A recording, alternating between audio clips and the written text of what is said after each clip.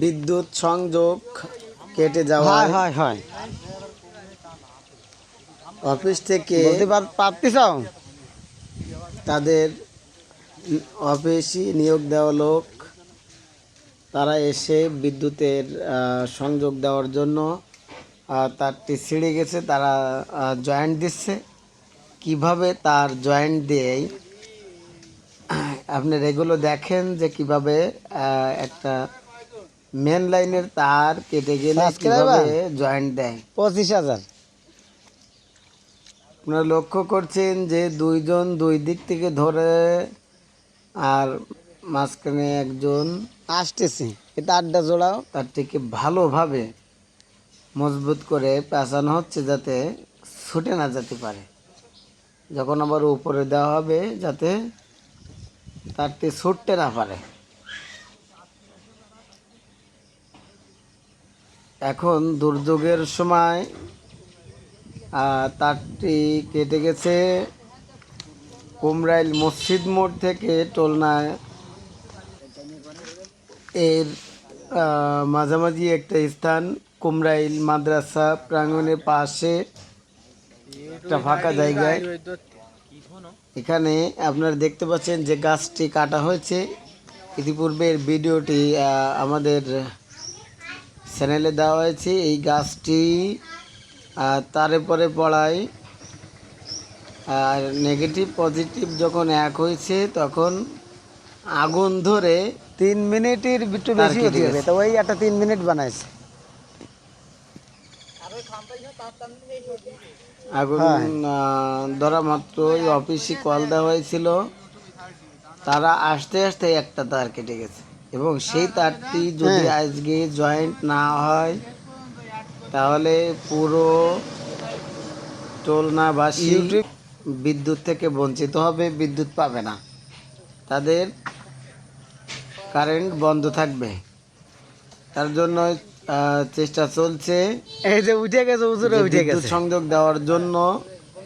এই তার কথা বলা যাচ্ছে, সমস্যা নেই। এনে বয়স আমি পরে দিবানি, বুঝছেন?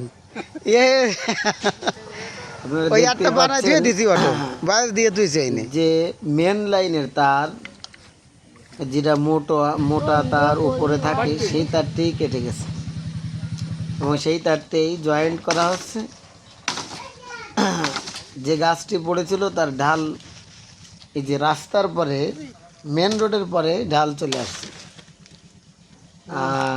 গাড়ির যাতায়াতের ঝামেলা, এজন্য পরিষ্কার করে দেওয়া হচ্ছে। দেখেন বর্ষার আনাগোনা যে ছাতি নিয়ে চলা ছাড়া উপায় চালু করেন। এখন কাদায় নামবে কিটা, এইটুকে নেমে যায়। ঠিক আছে, বর্ষার ভিতরে কাদা পানি রয়েছে, তার ভিতরেও কাজ করতে হচ্ছে লাইনম্যানদের। এজন্য লাইনম্যান বা বিদ্যুৎ অফিসের সাথে সংযুক্ত যারা তাদের অনেক 2 মিনিট এভাবে ঝড় বর্ষার ভিতরেই কাজ করতে হয়। দেখেন তারটি জয়েন্ট হয়ে গেছে, এখন ওই বললায় কবে না জয়েন্টের কাজ প্রায় শেষ। এখন এই তারটি উপরে উঠে দিলেই এখানকার কাজ শেষ হয়ে যাবে। যখন কাজ শেষ হয়ে যাবে তখন এই টোলনা ডুমুরিয়া খুলনা বাংলাদেশ টোলনা গ্রাম আবার বিদ্যুৎ পাবে, তারা তাদের বিদ্যুৎ সংযোগ চালু হয়ে যাবে।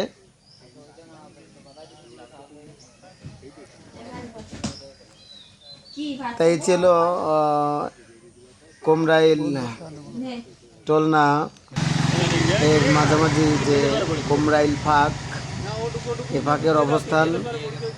তা আজ সন্ধ্যায় মধ্য বিদ্যুৎ চালু হয়ে যাবে। পূর্ববর্তী কোনো সংবাদ দেখার জন্য আমন্ত্রণ রইল। আজকের মতো এখানেই শেষ করা হলো।